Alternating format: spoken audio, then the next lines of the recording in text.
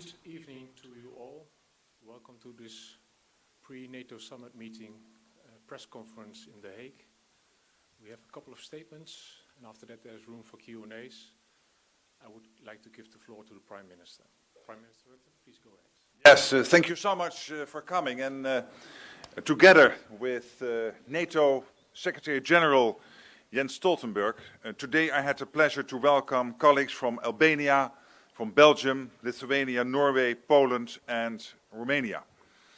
We, as allies from different parts of the NATO area, have looked ahead at next month's NATO summit in Vilnius. And one thing is clear to us all. This will be a crucial summit, one that centers on the increased threat around the NATO area and the Russian war in Ukraine. In recent days, we have all watched events unfolding in Russia with great concern, and much is still unclear. But I refute what Putin suggested yesterday, that we in the West want Russia to descend into domestic chaos. On the contrary, instability in Russia creates instability in Europe. So we are concerned. These developments are further proof that Putin's war has achieved nothing but more instability. Above all, it has inflicted intolerable suffering on the Ukrainian people. And with that in mind, we need to stay focused on our goal, making sure that Putin's war against Ukraine fails. It's our moral duty because this is an unjust war. This is a war against everything we stand for: freedom, democracy and the rule of law. And of course the war is a direct threat to our own security, because if successful in Ukraine, Putin will not stop there. And so Ukraine can count on our unwavering support. And in Vilnius we must take clear steps that are supported by all member countries. Steps that send a clear message to everyone, including Moscow. Ukraine's future and rightful place lies within NATO. And we will continue supporting that ambition. The Netherlands is taking responsibility in this regard. We are working hard to enhance Ukraine's air defenses, and we will remain committed to that goal, so that cities and innocent civilians will be protected from Russia's brutal missile attacks, now and in the years ahead.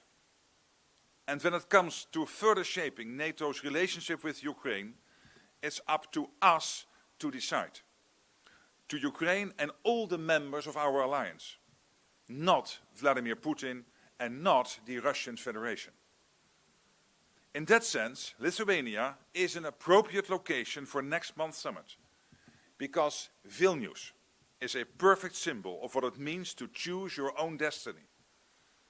After all, the path Ukraine is taking now is the same path taken by other countries on Russia's border over the past 30 years. Just look at where NATO stands today, with 31 member states. It's bigger, more relevant, and more united than ever. And hopefully, we will soon have 32. Because our next task is to make sure Sweden becomes a full member as soon as possible. Putin's plan has backfired. With his ruthless aggression, he hoped to divide us.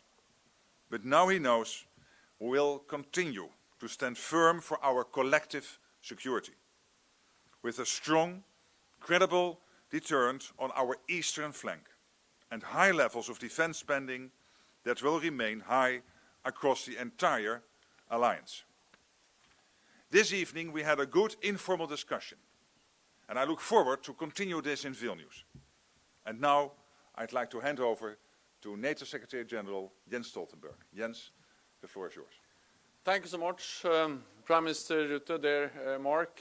Thank you for your warm welcome, and thank you for hosting NATO allies here tonight. And it has been an honor to be your co-host here at this very important dinner, where we have discussed the preparations for the upcoming NATO summit. We all saw the events in Russia over the last days. These are internal Russian matters, but what is clear is that President Putin's illegal war against Ukraine has deepened divisions and created new tensions in Russia. At the same time, we must not underestimate Russia.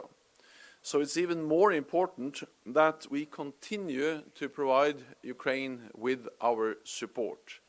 And I expect that our summit in Vilnius in a couple of weeks' time will send a clear message of our commitment. The Ukrainian forces are now pursuing a counteroffensive. The fighting is hard, but they are making progress. The more land the Ukrainians can liberate, the stronger their hand will eventually be at the negotiating table. I commend the Netherlands and allies present here tonight for providing critical support to Ukraine. This includes your contributions to NATO's comprehensive assistance package and the Dutch and Danish-led initiative to train Ukrainian pilots on F-16s. At the summit, we will agree a multi-year program for Ukraine, and we will upgrade our political ties. This will bring Ukraine closer to its rightful place in NATO. During the dinner, we also discussed the next steps to strengthen NATO's deterrence and defense. We are putting in place new defense plans with assigned forces and capabilities and high levels of readiness. Yesterday, I was in Lithuania to visit Exercise Griffin Storm, which demonstrated that we can quickly reinforce the German-led battle group in Lithuania. And it also sent a clear message: NATO is ready to defend every inch of Allied territory. At the NATO summit, I also expect allies will agree on a more ambitious defense investment pledge, with 2% of GDP for defense as a floor, not a ceiling.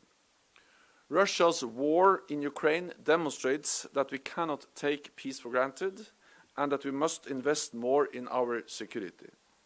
So again, Prime Minister, dear Mark, it is a great pleasure to be here tonight together with you and the other NATO allies. Thank you, Jens. I would like to give the floor now to the host of the NATO summit in Vilnius, the President of Lithuania. Gitanas, please, your remarks. Dear colleagues, dear all, it's timely opportunity to be here in The Hague to discuss the upcoming NATO summit. Thank you, Mark, for your hospitality. The Vilnius NATO summit comes to the eastern border of alliance. This is symbolic at the time we are living. Since the NATO summit in Madrid, security situation in the eastern flank has only worsened. Russia deploys tactical nuclear weapons in Belarus. Last Saturday, we all have seen the mutiny of the Wagner group in Russia. If Wagner deploys its serial killers in Belarus, all neighboring countries face even greater danger of instability. Under such circumstances, deterrence and forward defense is a top priority. New regional defense plans are of particular importance for us.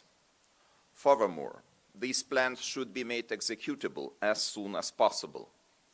In Madrid, we agreed that battle groups will be scaled up to brigade-size units where and when required. The joint threat assessment clearly answers the question where. The Suwalki corridor bears crucial strategic importance not only for the defense of the Baltic region, but also to the whole alliance.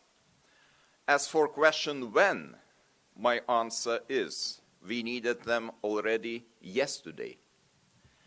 For us, an essential element of forward defense is combat-ready Allied brigade in place.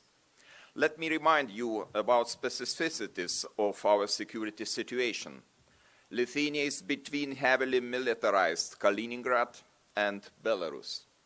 So reliance on reinforcement only, no matter how fast, won't work in our case. For all that, we need an ambitious renewal of the defense investment pledge. 2% is the bare minimum, floor, not a ceiling. We need to invest more to strengthen our defenses, to deter threats, reinvigorate allies' defense industries, and to continue supporting Ukraine. Lithuania remains steadfast in increasing defense spending. In 2023, it has reached 2.5% of our GDP. We allocated additional 1 billion euros just for host nation support to ensure the best infrastructure for allies' deployments and presence in Lithuania. One more very important question we will discuss in Vilnius is the future of Ukraine and NATO relationship. Lithuania is a staunch supporter of Ukraine's membership in NATO. Ukraine is part of the Euro-Atlantic security architecture. We should agree on a political pathway for Ukraine towards NATO membership and make this pathway as simple as possible. We support the creation of NATO-Ukraine Council. The inaugural meeting of the Council could be held in Vilnius. Last but not least, I do expect that we will be able to greet Sweden as a 32nd NATO ally in Vilnius. It is still possible. Thank you. Thank you, Gitanas. I'd like to give the floor to the President of Poland. Andrzej, please. Thank you very much. Distinguished Presidents, Dziękuję bardzo. distinguished Secretary General, Panie NATO, sekretarzu, distinguished Prime nowe Ministers, prezydenci, ladies and premierzy, gentlemen, szanowni I państwo. want to begin by expressing Na my początku gratitude to chciałbym Prime Minister podziękować Mark Rutte for hosting premierowi us in Ruttemu this za podjęcie informal nas meeting podczas tego organized nieformalnego just 2 weeks spotkania, before the które Vilnius zostało NATO zorganizowane summit. zaledwie 2 tygodnie przed szczytem We are NATO w all Wilnie. aware that it will be Wszyscy the jesteśmy świadomi, NATO że summit będzie given to the security kluczowy situation szczyt in NATO, Europe szczególnie after biorąc the pod uwagę Russian sytuację bezpieczeństwa w Europie po rosyjskiej agresji przeciwko Ukrainie. Over the last 16 months, W ciągu ostatnich 16 miesięcy Polska podjęła poważne kroki, by wzmocnić swoje bezpieczeństwo i robiąc to również bezpieczeństwo NATO i naszą wspólną odporność w obliczu rosyjskiej agresji. Poczyniliśmy historyczne inwestycje w naszą infrastrukturę, technologię, zdolności przemysłowe i zbrojeniowe. Ponadto pogłębiliśmy nasze zaangażowanie i współpracę z partnerami i sojusznikami z całego świata. Doceniam, że możemy liczyć na innych sojuszników w tym zakresie. Zmierzamy w tym samym kierunku, aby osiągnąć Europę, która jest bezpieczna, która rozkwita i aby było to bezpieczne miejsce. Jednocześnie wiemy, że musimy o wiele więcej zrobić, jeżeli chodzi o bezpieczeństwo krajów członkowskich NATO, bezpieczeństwo Europy i też jeżeli chodzi o porządek światowy i prawo międzynarodowe. Podczas spotkania wskazałem 5 obszarów, które są bardzo ważnych dla nas, które są powiązane z wyzwaniami, z którym musieliśmy stawić czoła. Dla Polski jest to bardzo ważne, aby wzmacniać i dopasowywać obronę i odstraszanie NATO, zapewnić długoterminowe wydatki na obronę przez wszystkich sojuszników, sfinalizować akcesję Finlandii do NATO, Szwecji do NATO, sprawić, aby sojusz się rozwijał i jednocześnie wypracować długoterminowe podejście odnośnie tego, jak odpowiedzieć na zagrożenia gospodarcze, militarne ze strony Rosji. To jest niezmiernie istotne dla szczytu NATO, który będzie miał miejsce w Wilnie i dla przygotowań ku temu szczytowi. Ale jednocześnie chciałbym podkreślić, że to spotkanie, które właśnie się odbyło, było bardzo szczere, było bardzo konstruktywne i merytoryczne. Bardzo dziękuję, Mark, za tę możliwość, że mogliśmy się spotkać i przedyskutować wszystkie te tematy, które są istotne dla naszych wszystkich krajów, zarówno teraz, jak i w przyszłości. Dziękuję bardzo. Dziękuję bardzo, Andrzeju. I teraz przekazuję głos prezydentowi Rumunii, Klaus Johannis. Proszę bardzo. Dziękuję bardzo, dobry wieczór. Na początku chciałbym naprawdę podziękować premierowi Markowi Ruttemu za to, że nas podjął. Bardzo serdecznie dziękuję, drogi Mark. Mieliśmy możliwość naprawdę konstruktywnej i otwartej i szczerej rozmowy podczas nieformalnego spotkania przed szczytem NATO w Wilnie. Oczywiście również rozmawialiśmy o wydarzeniach z zeszłego tygodnia w Rosji, szczególnie jeżeli chodzi o ich potencjalny wpływ na to, jak dalej wojna będzie przebiegać. Szczyt w Wilnie będzie rzeczywiście ważnym momentem, aby skonsolidować nasz sojusz w wielu wymiarach. Po pierwsze, będziemy w stanie pójść dalej w oparciu o to, co już wypracowaliśmy, jeżeli chodzi o nasz potencjał ostrzegania i obrony. W Madrycie jasno podkreśliliśmy istotę strategiczną basenu Morza Czarnego dla bezpieczeństwa euroatlantyckiego. Obecny rozwój sytuacji pokazuje po raz kolejny wagę tych wniosków. Rosja jest i pozostanie najbardziej bezpośrednim i najbliższym zagrożeniem dla bezpieczeństwa euroatlantyckiego. Dlatego też musimy być w stanie bardzo szybko wzmocnić nasz sojusz i jednocześnie zagwarantować potrzebne wsparcie dla Ukrainy i dla naszych najbardziej narażonych partnerów, w szczególności dla Mołdawii. Odstraszanie i obrona to jeden z głównych obszarów wysiłków i mamy nadzieję, że decyzje Madrytu będą w pełni wdrożone, bo sojusz potrzebuje silnej, długoterminowej strategii, która zawiera w sobie element wysuniętej obrony, która będzie zdolna odpowiedzieć na wszystkie zagrożenia. Uwzględniając naszą strategiczną lokalizację, Rumunia jest szczególnie zainteresowana dalszą konsolidacją wschodniej flanki w sposób spójny i unitarny. Musimy zapewnić konieczne siły, struktury, zdolności i wyposażenie, jak również właściwe ustalenie, jeżeli chodzi o łańcuch dowodzenia i kontroli. Po drugie, chodzi też o udowodnienie, że jesteśmy w stanie, jesteśmy gotowi, mamy wolę, by wszystkie te działania poprzeć właściwymi inwestycjami w naszą obronę. Plan wydatków na obronę z 2014 roku rzeczywiście przyczynił się do rozwoju sojuszu i dzięki temu sojusz jest silniejszy, ale teraz musimy iść naprzód. Rumunia jest gotowa, by podjąć wszelkie konkretne kroki i objąć też odpowiedzialność, jak już zresztą powiedziałem w Madrycie. Poczynając od tego roku narodowy budżet zwiększył się, jeżeli chodzi o wydatki na obronę, z 2% na 2,5% naszego całkowitego PKB. Po trzecie, musimy być efektywni jako sojusz, dlatego też musimy blisko współpracować, by nasi partnerzy na tym mogli skorzystać. Ukraina pozostaje w centrum naszych wysiłków. Szczyt musi mieć, czy też musi osiągnąć namacalny rezultat dla Kijowa poprzez zwiększenie naszego wsparcia praktycznego, szczególnie jeżeli chodzi o mierzalny postęp akcesji Ukrainy do NATO. Wsparcie Rumunii dla Ukrainy i stała się pełnoprawnym członkiem. To wsparcie jest dobrze znane. My jesteśmy silnym adwokatem Kijowa. To właśnie w Bukareszcie w 2008 roku sojusznicy zdecydowali, że Ukraina zostanie członkiem NATO. W Wilnie musimy iść dalej. Jest to kwestia odpowiedzialności i zaufania w nasze relacje z Ukrainą, ale jest to też kwestia wiarygodności dla sojuszu. W Wilnie spotykamy się z prezydentem Zełenskim. Mamy nadzieję w formacie nowej Rady NATO-Ukraina. Po czwarte, nie powinniśmy zapomnieć o partnerach, którzy są najbardziej narażeni w regionie, w szczególności jeżeli chodzi o Republikę Mołdawii. bezpieczeństwo tego kraju i bezpieczeństwo Ukrainy są połączone ze sobą.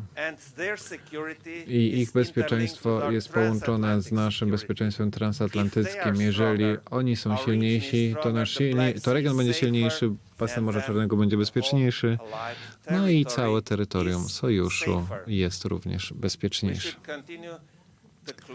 Powinniśmy blisko współpracować z Kiszyniowem, szczególnie biorąc pod uwagę ogromny wysiłek, jaki ten kraj podjął, jeżeli chodzi o wsparcie regionalnego bezpieczeństwa i stabilności od początku tej wojny.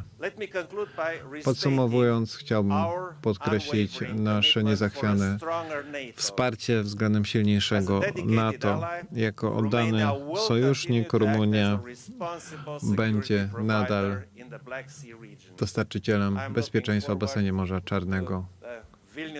Czekam na szczyt w Wilnie i konkretne rezultaty. Dziękuję.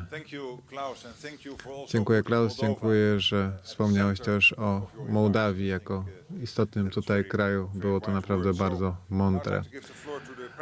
A teraz pan premier Belgii, mój sąsiad. Aleksander Krop, proszę bardzo.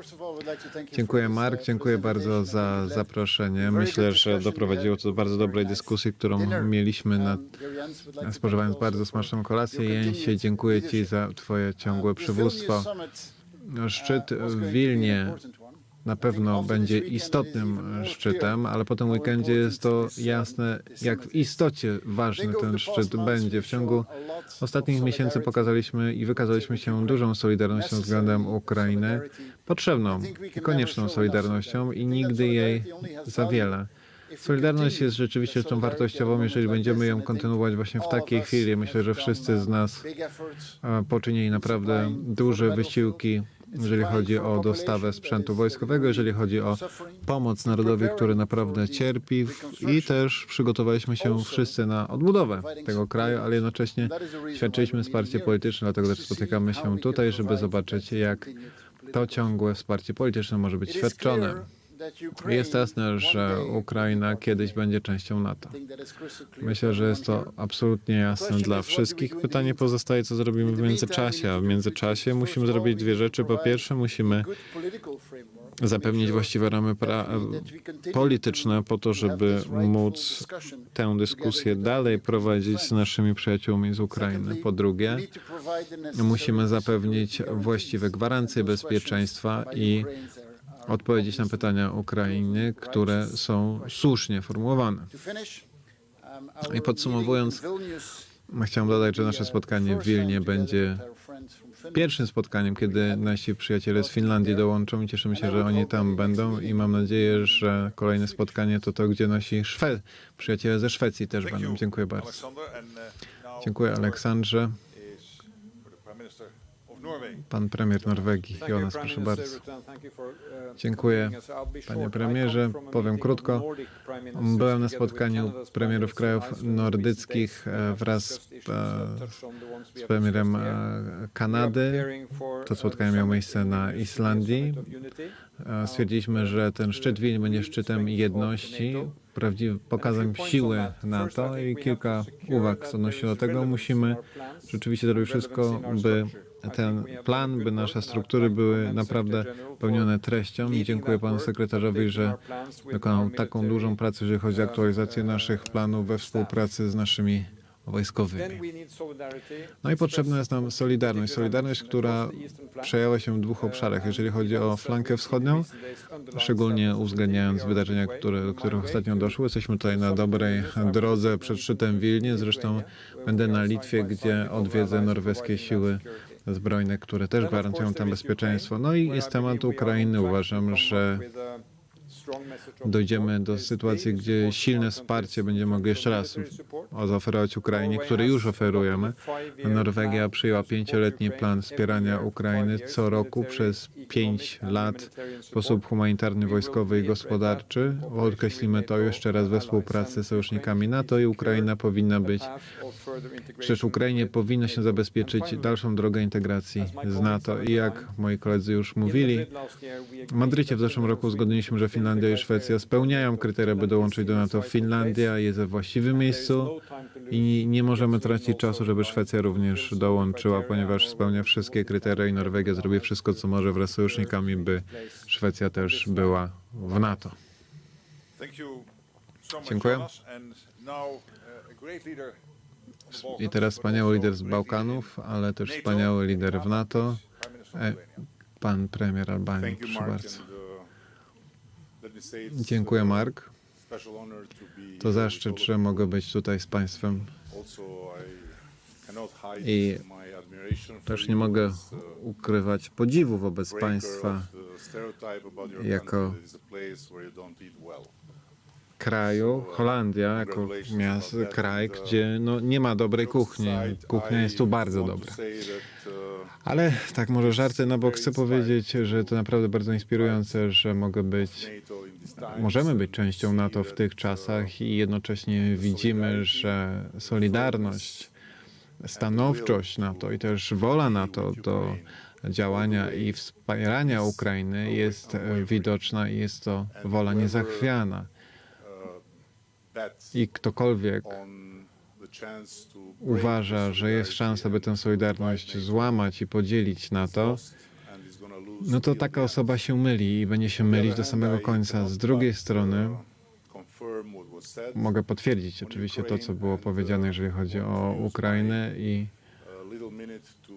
wykorzystam może tę chwilę, by dodać, że również rozmawialiśmy o niepokojącej sytuacji na Bałkanach Zachodnich, a mówiąc dokładnie w Kosowie Północnym, gdzie kilka dni, tygodni temu żołnierze KFOR odnieśli rany. I mamy naprawdę nadzieję, że rozsądek zwycięży i eskalacja powoli przerodzi się w deeskalację tak szybko, jak to możliwe, bo każda dalsza eskalacja może doprowadzić do katastroficznego końca, a nie chcemy widzieć pęknięcia w ramach naszego regionu, który radził sobie tak dobrze w ostatnich latach, a chcemy widzieć dialog z Unią Europejską, oczywiście przy pełnym wsparciu NATO, który to sojusz jest odpowiedzialny za obecność KFOR jako instrumentalną i istotną obecność w tych czasach. Mark, jeszcze raz bardzo serdecznie Ci dziękuję, to zaszczyt. Dziękuję. Now we have time for Q&As, and the first question is for Simon Akern from NRK. Yes, thank you very much. I have a question for the Secretary General Stoltenberg. Following the statement earlier by the President of Lithuania, does the new confirmed presence of the Wagner warlord in Belarus change NATO's security evaluation concerning its member states? And if I may, Mr. Secretary, could you let us know when you will let us know that you will stay on as Secretary General for a while longer? Thank you. First, on the consequences of the mutiny or the events we saw in Russia over the weekend and over the last days, I think it's too early to make any final conclusions on the long-term consequences, including for NATO. But what we can say is that we are, of course, closely monitoring the developments, and we have already increased our readiness, our preparedness, and our military presence in the eastern part of the alliance. We will make further decisions to further strengthen our collective defense with more high readiness forces and with more capabilities to ensure credible deterrence and defense for the whole alliance. We'll make those decisions at the upcoming NATO summit in just a few days. What is absolutely clear is that we have sent a clear message to Moscow and to Minsk that NATO is there to protect every ally, every inch of NATO territory. And we do that through what we communicate, but also through our actions by, over now several years, significantly increase our collective defense and the way we invest in our shared security.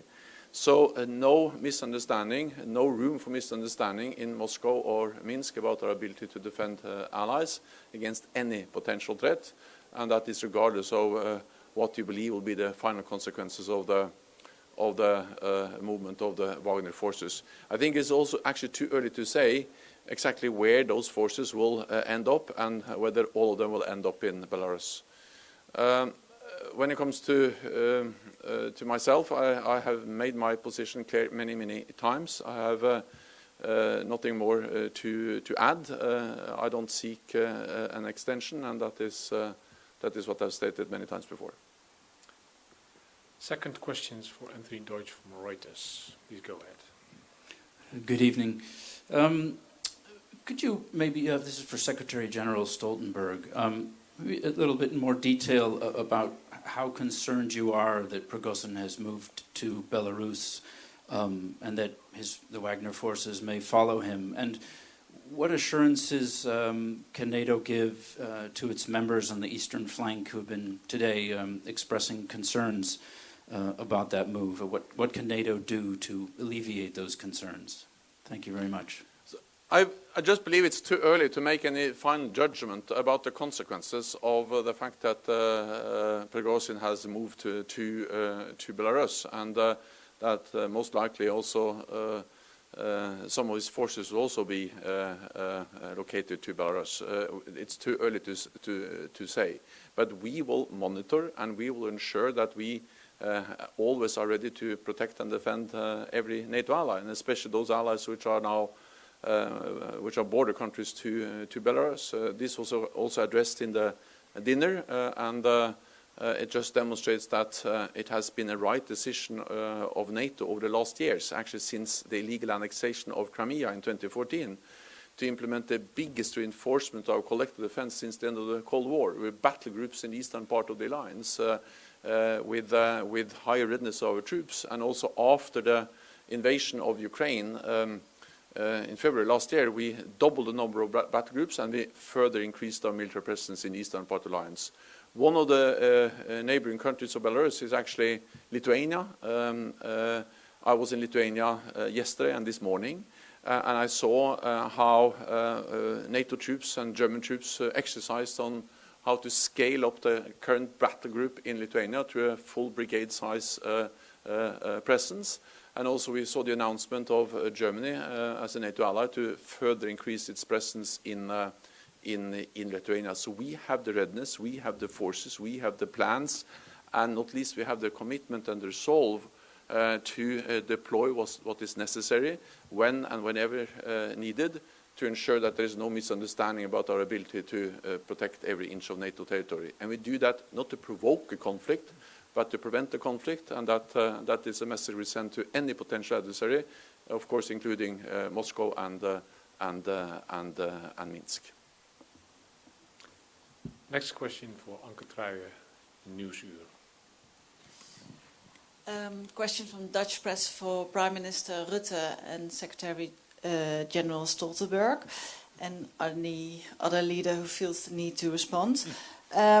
Did you all agree today on concrete steps regarding Ukraine's NATO membership? And what are these steps? And will the Netherlands and other NATO members send more troops to countries on the east flank? I hear there is readiness and there is a will and hope, but will the Netherlands and other countries send more troops? Thank you. Well, first of all, on Ukraine, I think the president of Lithuania already expressed that very clearly, but also President of Romania, that after Bucharest we have to move further ahead. So we cannot just stick with the Bucharest language. So we are looking into decisions we can take at the NATO summit which give a clear signal to Ukraine that their future is firmly within NATO. And we are now looking into very specific measures we can take. One of them being already mentioned in one of the introductions, this idea of having a NATO-Ukraine Council, where auf Augenhöhe, so really at the same level, you would work together between the 31 NATO countries and Ukraine. These discussions will continue over the next 10 days and 2 weeks, leading to, I firmly believe, agreement at the summit in Vilnius. On your second question, we all agree that we have to do 3 things. We have to look at Moldova, the Black Sea, and generally the eastern flank. And when I say this, that also means that we all have to be willing to assess again what we are already doing and can we do more. We have not taken decisions on that, but clearly this is something which is on the table, and Germany yesterday or today made a clear announcement on their commitment towards Lithuania, which is a commitment others could follow, but again, decisions have to be taken. I can just underline what Prime Minister Rutte just said. The consultations are ongoing. We are preparing the upcoming NATO summit, where I, as Mark Rutte, I'm absolutely confident that we'll find common ground on how to address Ukraine's membership aspirations. But let me just remind you of the following. Allies agree on a lot, also when it comes to membership for Ukraine. All allies agree that NATO's door is open, and we have demonstrated that by inviting Finland and Sweden to join the alliance. All allies agree that Ukraine will become a member. We have stated that again and again. And we also agree that it is for the NATO allies and Ukraine to decide when Ukraine should become a member. It's not for Russia. President Putin does not have a veto on NATO enlargement. But then the most important thing all allies agree on, not only in words but also in deed, and that is that the most imminent, the most urgent task now is to ensure that Ukraine prevails, that President Putin does not win in Ukraine, because unless Ukraine prevails as a sovereign independent nation, there is no membership issue to be discussed at all. So we focus on that, the military, the economic support. All the allies standing here have provided significant support to Ukraine, and I'm absolutely confident that at the summit we will also step up and sustain our support for Ukraine.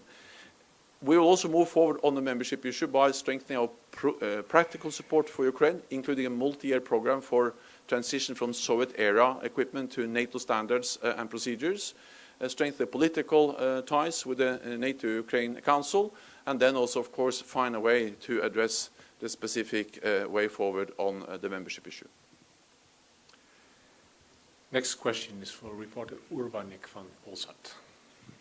Good evening, Grzegorz Urbanek from TV Polsat. I have a question for President of Poland, Andrzej Duda. I'd like to ask you about main issues, expectations of Poland before upcoming summit in Vilnius.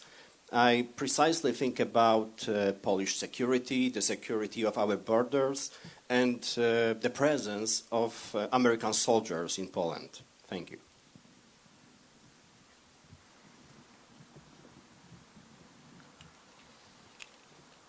The adaptation of NATO to the upcoming situation in Belarus is one of the main issues I hope we will discuss during the NATO summit in Vilnius, and in my opinion it requires also our decisions. It's difficult to say if we make those decisions during the upcoming summit in Vilnius, because it's a rather difficult process, but I hope that we will discuss this issue.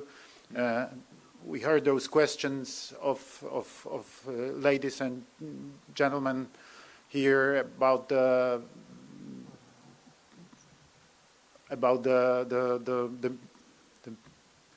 Wagner's group in Belarus and the presence of Mr. Prigozhin in Belarus.